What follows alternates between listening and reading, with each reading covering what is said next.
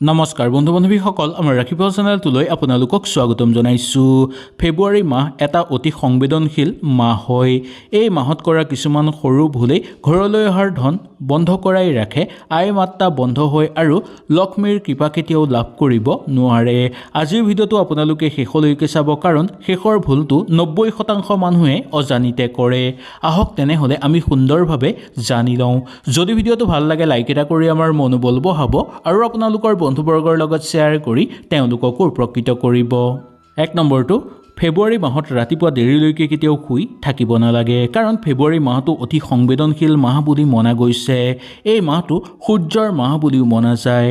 ফেব্ৰুৱাৰী মাহত ৰাতিপুৱাই উঠি সূৰ্যৰ শক্তি অৰ্জন কৰিব লাগে আৰু লগতে এই মাহটোত আমি সদায় সোনকালে উঠিব লাগে। বিশেষকৈ সূৰ্য উদয়ৰ আগতেই যদি আমি উঠিব পাৰোঁ তেনেহ'লে আমাৰ কাৰণেই বেছি ভাল। ফেব্ৰুৱাৰী মাহত ৰাতিপুৱা দেৰিলৈকে যদি শুই থাকে তেনেহ'লে ঘৰত ধনৰ শক্তি দুৰ্বল হৈ পৰিব, কৰ্মত বাধা আহি পৰিবলৈ ধৰিব আৰু কৰি থকা কৰ্মটো আপোনালোকৰ সমস্যা উৎপন্ন হ'বলৈ ধৰিব। পইচাৰ ক্ষেত্ৰত আপোনালোকৰ বহু বেছি সমস্যা আহিব, ঘৰুৱা পৰিৱেশত অশান্তি বৃদ্ধি পাবলৈ ধৰিব। সেই গতিকে ফেব্ৰুৱাৰী মাহত সূৰ্য উদয়ৰ লগে লগে উঠিবলৈ চেষ্টা কৰিব আৰু সূৰ্যৰ শক্তি বেছি সক্ৰিয় হৈ থকাৰ সময়তেই আপোনালোকে সেই শক্তি অৰ্জন কৰিবলৈ চেষ্টা কৰিব, যাৰ ফলত আপোনালোকৰ সকলো মনৰ আশা পূৰ্ণ হৈ পৰিব। গোটেই মাহটো সুন্দৰভাৱে অতিবাহিত কৰিব পাৰিব আৰু সকলো ফালৰ পৰা নতুন নতুন আশা আৰু সুযোগ আপোনালোকে লাভ কৰিবলৈ সক্ষম হ'ব। ফেব্ৰুৱাৰী মাহত ভঙা চিঙা বস্তু কেতিয়াও ঘৰত ৰাখিব নালাগে।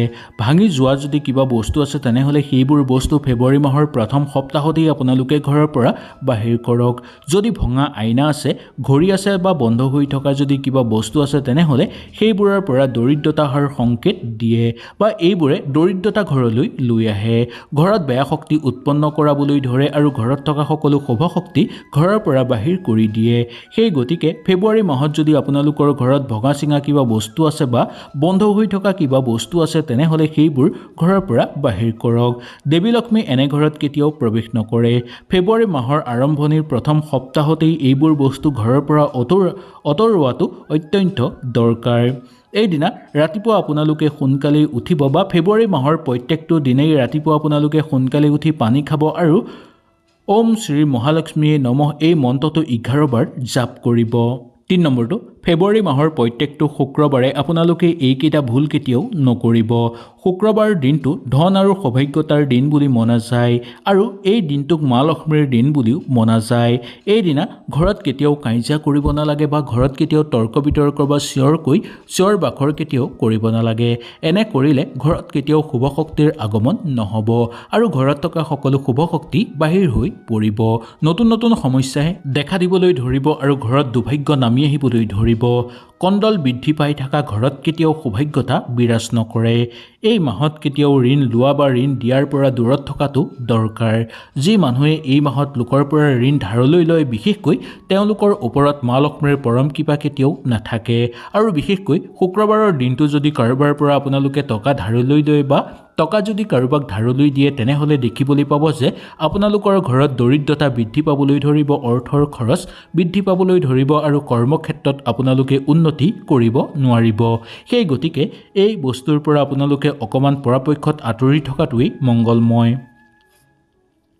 শুক্ৰবাৰৰ দিনা ক'লা কাপোৰ কেতিয়াও পৰিধান কৰাটো উচিত নহয়। এই ক'লা কাপোৰ শুক্ৰবাৰৰ দিনা পৰিধান কৰিলে ধনৰ পথ বন্ধ হৈ পৰে। সুযোগো আপোনালোকৰ ঘৰলৈ নাহিব, সেই আহিবলগীয়া সুযোগো আপোনালোকৰ বন্ধ হৈ পৰিব। শুক্ৰবাৰৰ দিনটো আপোনালোকে গেৰুৱা ৰঙৰ বস্ত্ৰ পৰিধান কৰিব পাৰে নাইবা উজ্জ্বল ৰঙৰ বস্ত্ৰ পৰিধান কৰিব পাৰে, কিন্তু ক'লা ৰঙৰ বস্ত্ৰ কেতিয়াও পৰিধান নকৰিব। এনে বস্ত্ৰ পৰিধান কৰিলে মা লক্ষ্মী আপোনালোকৰ ঘৰ এৰি গুচি যাব আৰু এইদিনা মা লক্ষ্মীৰ দিন বুলি মনা যায়। যিহেতু মা লক্ষ্মীক যিমান পূজা পাতল কৰিলেও এইদিনা আপোনালোকৰ ঘৰত আহি মা লক্ষ্মী প্ৰৱেশ নকৰিব। শুক্ৰবাৰে পৰিষ্কাৰ কাপোৰ পিন্ধক আৰু সুগন্ধিত ধূপ আপোনালোকে গোটেই ঘৰত জ্বলাওক। 4 নম্বৰটো সন্ধ্যাৰ পিছত এই কামটো আপোনালোকে নিশ্চয় কৰিব আৰু কিছুমান ভুল আপোনালোকে একেবাৰে কৰাটো উচিত নহয়। সন্ধ্যাৰ পিছত আপোনালোকে কেতিয়াও নখ নাকাটিব। জোতা চেণ্ডেল কেতিয়াও আপোনালোকে চাফা কৰাটো উচিত নহয় এই সন্ধ্যাৰ পিছত। অহংকাৰৰ কথা কেতিয়াও আপোনালোকে আলোচনা নকৰিব। সন্ধ্যাৰ সময়ত যদি আপোনালোকে অহংকাৰৰ কথা আলোচনা কৰে, জোতা চেণ্ডেল যদি খোলা মেলাৰ ক্ষেত্ৰত আপোনালোকে অৱহেলা কৰে, তেনে ক্ষেত্ৰত আপোনালোকে দেখিবলৈ পাব যে মা লক্ষ্মীৰ খং উঠিব আৰু আপোনালোকৰ ঘৰৰ পৰা মা লক্ষ্মীৰ লগতে সকলো শুভ শক্তি বাহিৰ হৈ পৰিব। এটাৰ পিছত আনটো সমস্যা আপোনালোকৰ ঘৰলৈ আহিব আৰু ঘৰত বেমাৰ আজাৰ বা স্বাস্থ্যজনীয় সমস্যায়ো দেখা দিবলৈ ধৰিব।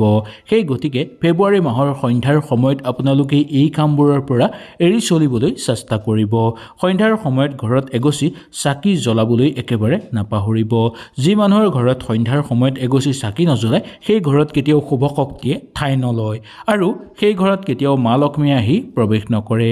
যি মানুহৰ ঘৰত মা লক্ষ্মীৰ প্ৰৱেশ নহয়, সেই ঘৰত কেতিয়াও শুভ শক্তি ঠাই নলয় আৰু লগতে সেই ঘৰত কেতিয়াও উন্নতি নহয়। সেই গতিকে এই কথাটোৰ প্ৰতি বিশেষকৈ আপোনালোকে লক্ষ্য ৰাখিব। 5 নম্বৰটো ধন অসঞ্চত হৈ থকা।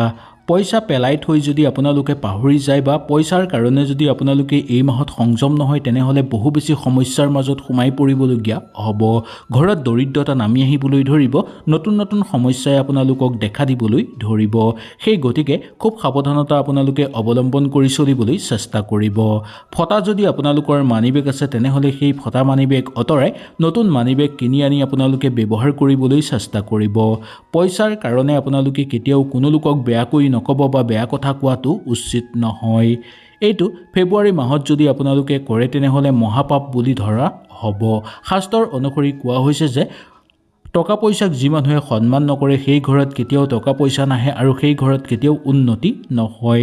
মানিবেগ সদায় পৰিষ্কাৰ কৰি ৰাখক আৰু শুক্ৰবাৰে পইচাত কুমকুম স্পৰ্শ কৰাওক। এনে কৰিলে সাক্ষাৎ মা লক্ষ্মী আহি আপোনালোকৰ ঘৰত বাস কৰিব আৰু পইচাৰ কাৰণে কেতিয়াও আপোনালোকৰ অভাৱ নহ'ব। ঘৰত দুগুণ পইচা বৃদ্ধি পাবলৈ ধৰিব, নতুন নতুন সুযোগ সুবিধা আপোনালোকৰ জীৱনলৈ আহিব আৰু সকলো সমস্যাৰ পৰা আপোনালোকে মুক্ত তথা জীৱনৰ পৰা সকলো দুখ দূৰ কৰি ল'ব পাৰিব। এই মাহটো সূৰ্যৰ মাহ বুলিও মনা যায়। ফেব্ৰুৱাৰী মাহত ৰাতিপুৱাই উঠি সূৰ্যৰ শক্তি অৰ্জন কৰিব লাগে আৰু লগতে এই মাহটোত আমি সদায় সোনকালে উঠিব লাগে। বিশেষকৈ সূৰ্য উদয়ৰ আগতেই যদি আমি উঠিব পাৰোঁ, তেনেহ'লে আমাৰ কাৰণেই বেছি ভাল। ফেব্ৰুৱাৰী মাহত ৰাতিপুৱা দেৰিলৈকে যদি শুই থাকে, তেনেহ'লে ঘৰত ধনৰ শক্তি দুৰ্বল হৈ পৰিব, কৰ্মত বাধা আহি পৰিবলৈ ধৰিব আৰু কৰি থকা কৰ্মটো আপোনালোকৰ সমস্যা উৎপন্ন হ'বলৈ ধৰিব।